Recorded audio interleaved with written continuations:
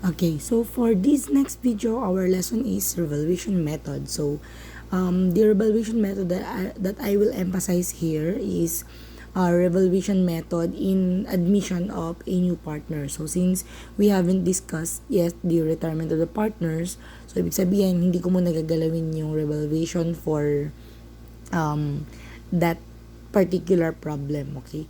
So, pagdating natin ng revaluation, kanina naturo ko na kung ano yung bonus method. So, sabi natin, pagdating ng bonus method, whatever's the total agreed capital, that would be the total amount of the contributed net asset also. Okay? So, whatever's the difference between the agreed capital of a single partner and the contributed net asset of that partner will be treated as a bonus. So, there are just two directions yung bonus natin. Hindi pwedeng lahat may bonus kasi sinong magbibigay? 'Di ba? Therefore, kung magkakaroon tayo ng bonus to old partners, ibig sabihin, mababawasan yung new, madadagdagan yung old. Paano natin nahatiin yung bonus na nanggaling kay new? Using the profit and loss ratio. Okay, so that's correct. Then, kung halimbawa naman, the direction is from the old partners, bibigyan nila si new partner, so ganun din. So, kung magkano yung dapat na makuha ni new partner, dahil positive yun, ibig sabihin, makakabawas yun sa old partners natin. At paghahatian yun using the profit and loss ratio. Okay? So, we're done with bonus method. Let's see the video later regarding the practice ng problems using the Taxina-Dip method. So, now let's focus on the revaluation. So, under revaluation model or revaluation method of partnership accounting, so ang ginagawa natin dito, the same with that of bonus method, the capitalization of the partnership changes. But kung pagdating natin ng bonus method, it always increase, no? So, yung naging increase is yung contribution natin. Pagdating dito sa revaluation method, since we have both revaluation increase and decrease, ibig sabihin possible na makababa yung revaluation decrease ng ating total contributed capital. Okay?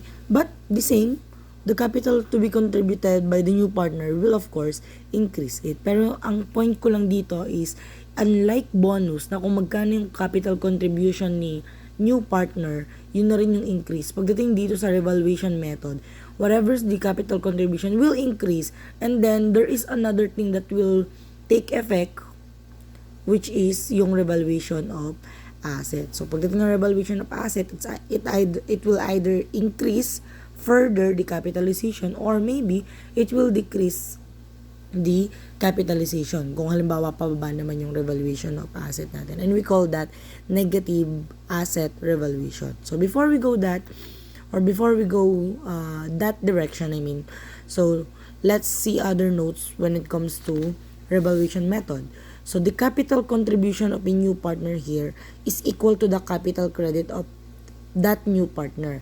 Dun sa bonus method na aral natin kanina, hindi porket 100 yung binigay mo, 100 na rin yung makakredit sa'yo. So, it will depend kung ilang parte ba ng interest ng partnership yung kukunin mo. Okay? So, since sabi nga natin, pagdating ng bonus method, kung halimbawang nagbigay ka ng 100, possible na 80 lang yung credit sa'yo. Okay? So, yung magiging agreed capital mo ay 80 lang. Kasi nga, meron kang difference na 20. And this difference na 20 will be a bonus. So, kung this is the new partner, i-distribute natin yung bonus na to dito. Okay? So, dahil negative yan, ibig sabihin positive ibibigay natin dito. That is under bonus method. Pero pagdating natin dito sa revaluation method, so the capital contribution of the new partner is the same capital credit for that partner. Ibig sabihin, kung nagbigay ka ng 100, 100 din yung bibigay sa'yo. Bakit ganun, ma'am? Kasi nga, sabi natin, pagdating ng asset revaluation, ang point natin dito is kaya siya nagbigay ng 100 kahit na mukhang 80 lang naman talaga dapat yung mabigay sa kanya. Nagbigay siya ng 100 because hindi lang alam ng mga partners na yun yung totoong halaga ng partnership capital nila. Because the partnership assets are not valued properly. Okay? So this is the reason. The contribution is simply just the right amount. So nagbigay siya ng 100, 100 naman talaga dapat. Pero bakit nagmumukha na hindi 100? Kasi nga, kung kukumputin natin to without the revaluation, ang mangyayari doon, kung mali ang revaluation ng asset natin or mali ang pagbavalue natin ng asset, kung kulang man yun, ibig sabihin, kulang talaga yung makukompute natin based sa ating agreement. Okay? So, mukhang hindi ganun kasi nga mali yung valuation ng asset. So, what we do in revaluation of asset, so, yung binigay sa atin, tinitreat natin as if ayun ang tama. So, kung ilan yung corresponding na asset talaga nung interest na binili niya, so, mag-a-adjust doon ay yung partnership asset. So, yung difference ng dating value ng asset tsaka yung bagong value ng asset na perceived from the capital contribution of the new partner, ay yun yung tinatawag natin na revaluation. So, alam ko, medyo magulo pakinggan, pero mas malilinawan natin siya pag nabigyan natin siya ng example. Okay? So, this revaluation method may arise not just during admission by investment, but also during purchase of interest from partners. So, sino nga ba ang affected ng revaluation? So, ito mamaya ko na bibigyan ng focus, okay? So, dito muna tayo. So, sino nga ba ang naapektuhan ng revaluation? Lagi niyong tatandaan yung Dragon Ball na to. Okay? So, hindi ko alam kung naabutan niyo pa yung Dragon Ball. Pero itong Dragon Ball na to, so, let us assume that this circle is our partnership. And the stars inside are our partners. So, ang rule natin dito, pagdating ng revaluation, bago may pumasok na bago, so halimbawa, this is admission, ibig sabihin, so may isang star dito kumakatok, hey, papasukin niyo ako, I would like to be a partner in your partnership. So what the partnership must do is to revalue the asset first among who are inside. Ibig sabihin, pagdating ng admission, ang mabibigyan lang ng revaluation or yung maapektuhan lang ng revaluation ay yung ating mga existing partner kasi sila yung nasa loob. Unlike kapag retirement. Pagka retirement, yung isang star na to, halimbawa, so yung isang partner na to lalabas. So, sabi niya, bago bumukas yung bola, no, or bago bumukas itong circle, bago magbukas ang partnership para sa paglabas or pagpasok ng bagong partner, or paglabas ng lumang partner natin, so mag-a-update muna siya. Therefore, pagdating natin ng retirement, yung revaluation na makukuha natin ay hahatiin sa lahat ng partners bago pa makalabas to. Ito, hahatiin yung revaluation dito sa mga partners bago pa makapasok to. Okay? So, that is the rule. Pagdating natin dito, assuming, so, dalawang way tayo possible magkaroon ng revaluation. Possible na yung revaluation amount natin ay ibibigay na. Possible din naman na may mga problem na hindi ibibigay kung magkano nga ba ang naging total na revaluation. Kaya mahalaga na alam mo kung ilan ang maghahati sa revaluation. So later on, you will see that. So let's have the revaluation under purchase of interest from existing partners. Assuming we have Kyle who shares 70% with 260,000 capital and Junei 30% and 240,000 capital. Lemon is to be admitted as a partner by contributing 200,000 for 1/5 interest to partners' personal funds. Ibig sabihin, kung partners' personal funds, this is a personal transaction, hence this is purchase of interest from existing partners. So, upon admission, the asset of the partnership were understated by 500. So, in this case, sinabi niya magkano nga ba ang kulang sa nakarecord na asset ng partnership, which is 500,000. So, using this, sorry kung nalagay ko na si Lemon dito, nalimutan ko kasi na existing partner. So, we have the contributed capital na 260 and 240, a total of 500. And then, sabi niya, understated daw ng 500. So, to correct the amount of the asset, we must add the 500,000. So, gagawin natin dito. Ako kasi, ang technique ko, while using the Taxina Dip, dinidikit ko na sa Sina yung revaluation. So, para yung difference na to ay para lang talaga sa bonus. Okay? So, 500. Therefore, this will be 1,000. So, pag nakuha mo na yung 1,000 or 1 million pagdating dito, no? Ibig sabihin, so sabi natin may 500. Since this is admission, sabi natin bago pumasok si Lemon, magre-revalue muna sila. Therefore, yung 500,000 ay dalawa lang yung maghahati. Si Kyle lang and si Juney. So, paano nila paghahatian yung revaluation na 500,000? So, it will be divided among the existing partners using their profit and loss ratio. Okay?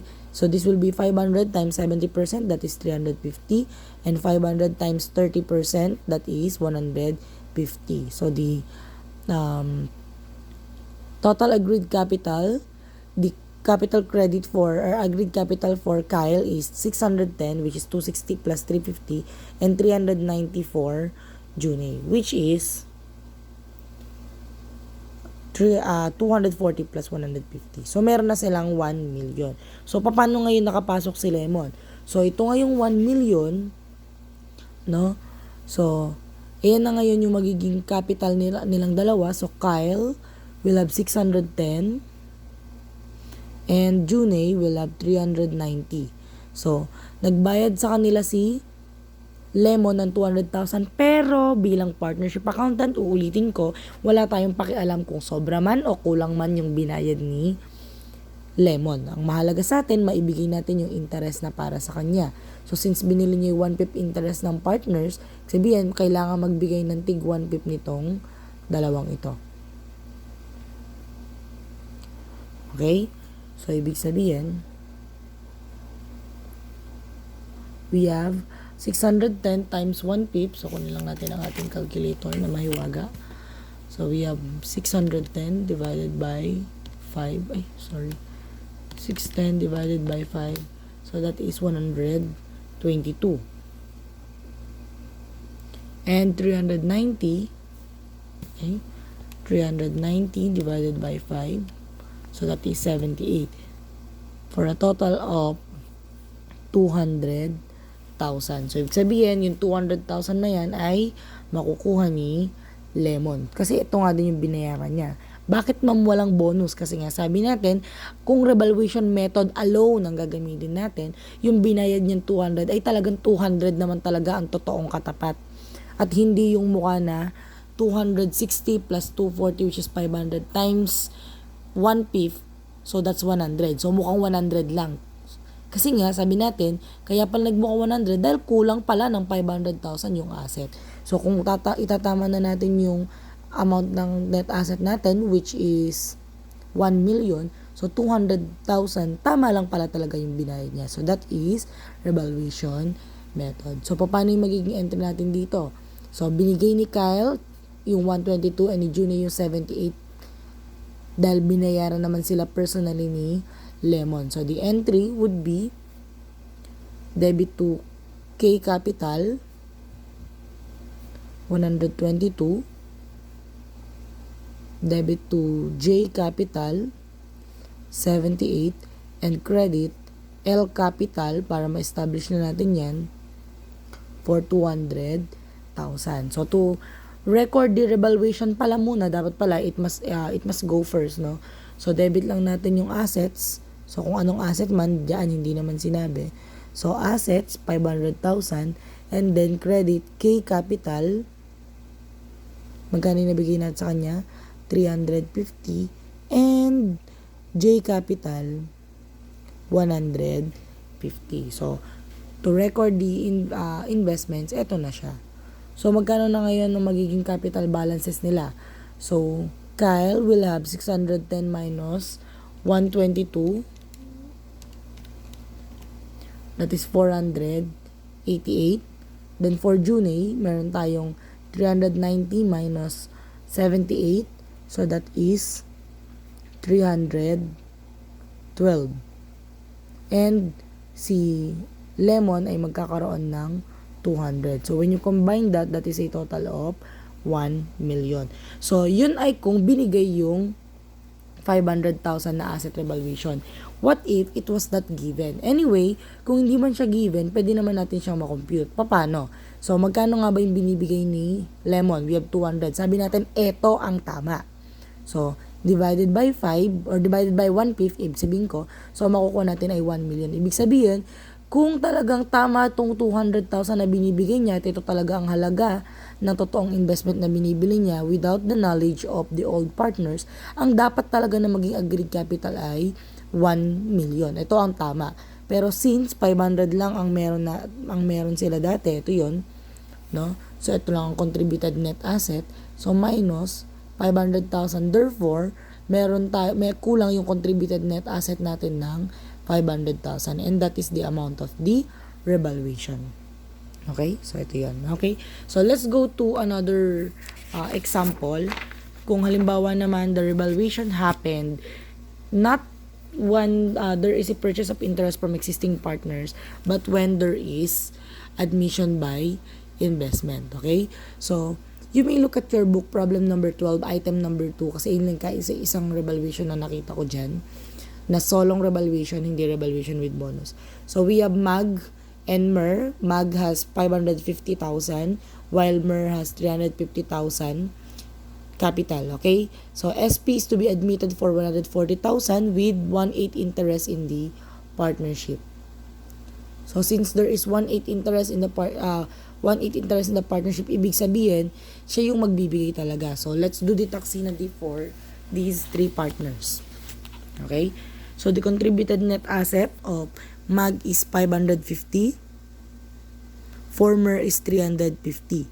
Since si SP ay makakadagdag sa capital ng partnership, so idadagdag natin siya. We have here SP, magkano ibibigay niya? 140. So in this case, hindi rin sinabi kung magkano nga ba yung magiging revaluation. Although sa book sinabi, pero tingnan natin kung hindi natin alam, kung makakompute ba natin using our taxinomy tool. Ibig sabihin, from here, the contributed net asset is 1,040,000. Okay? Pero sabi natin, ang tama talaga na para kay SP ay 140 dahil kaya nga to revaluation. Okay? So kung 140 ito, using this formula na ginamit natin, 140 yan, at 1/8 ang kukunin niya, ibig sabihin, ang totoong amount ng capital ng partnership ay 1,120. So this should be the agreed capital. The SINA is at 1,040,000. So i-minus lang natin, 1,040,000. Therefore, kulang ang ating contributed net asset ng 80,000. So this 80,000 will be our revaluation surplus. Okay? So yung 80 na to, so balikan lang natin. Sino ang maghahati dito sa 80? Dahil admission yan, bago pumasok si SP, a-update na. Ibig sabihin, hindi siya kasama sa mabibigyan. Si Mag lang, tsaka si Mer. So si 80, sabi natin si Mag and si Mer ay may hatian dati na 1:3. Okay?